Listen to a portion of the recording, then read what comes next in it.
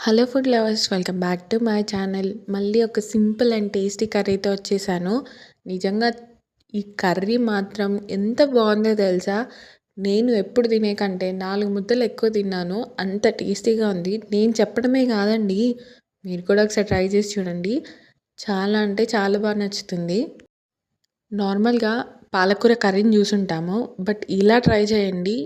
Taste మాత్రం అద్దిరిపోయింది. పాలకూర పప్పు, పాలకూర కర్రీ, పాలకూర ఫ్రై ఇలా కాకుండా ఇలా ట్రై చేయండి. డిఫరెంట్‌గా టేస్ట్ మాత్రం అద్దిరిపోయింది. నేను ఇన్ని సార్లు చెప్తున్నానంటే అర్థం చేసుకోండి టేస్ట్ ఎంత బాగుందో.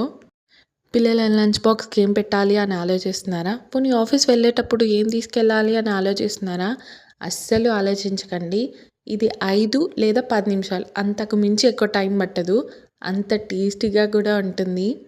మీరు మాత్రం అస్సలు మిస్ అవ్వకండి. అండ్ ఇంట్లో ట్రై చేసి ఎలా వచ్చిందో కామెంట్లో చెప్పడం మర్చిపోవద్దు. మీ పిల్లలు కానీ లేకపోతే మీ ఇంట్లో వాళ్ళు కానీ పాలకూర అంటే ఇష్టం లేని వాళ్ళు ఉన్నారా? అయితే ఈ రెసిపీని వాళ్ళ కోసమే.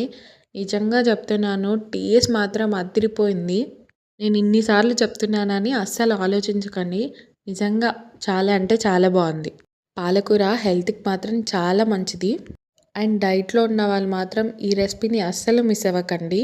ఇందులో ఫైబర్ ఉంటుంది, అలాగే విటమిన్ ఏ, విటమిన్ సి ఇలా చాలా విటమిన్స్ ఉంటాయి.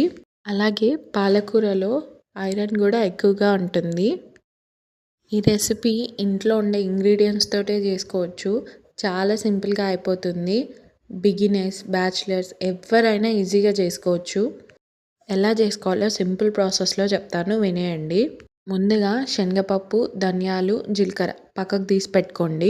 కొంచెం ఆయిల్ కానీ గీ కానీ పోసుకొని అందులో ఈ 3 వేసి మంచిగా వేపుకోండి. నీట్గా పాలకూరని కడుక్కొని పక్కకు పెట్టుకోండి. ఇవి వేగేలోపు అందులోనే ఎండుమిరపకాయలు ఒక 2-3 వేసుకోండి. ఎందుకంటే మనం మళ్ళీ కారం కూడా వేసుకుంటాం కాబట్టి. వేసుకున్న తర్వాత అవి చల్లార్చుకొని మిక్సీకి పట్టుకోండి. ఇప్పుడు ఆనియన్స్ కూడా నేను చూపించాను కదా ఎలా కట్ చేసుకోవాలో, అలా కట్ చేసుకొని ఆనియన్స్ కూడా వేయించుకోండి. అందులో కొంచెం చింతపండు వేసుకుంటే సరిపోతుంది. ఆనియన్స్ కొంచెం వేగితే సరిపోతుంది, మరి ఎక్కువగా వేగాల్సిన అవసరం లేదు.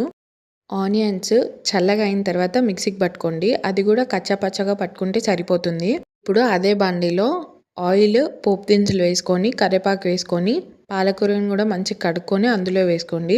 అది కూడా కొంచెం వేగితే సరిపోతుంది. అది వేగిన తర్వాత ఈ పేస్ట్ని కూడా వేసుకొని మొత్తం మిక్స్ చేసుకుంటే కలుపుకుంటే మన యమ్మీ పాలకూర ఉల్లికారం రెడీ. ఇది రైస్, చపాతీ దేంతో తిన్నా చాలా బాగుంటుంది. ఈ రెసిపీ నచ్చితే like, share and subscribe. And లాస్ట్లో పెరుగుతో తిన్నా కూడా చాలా బాగుంటుంది.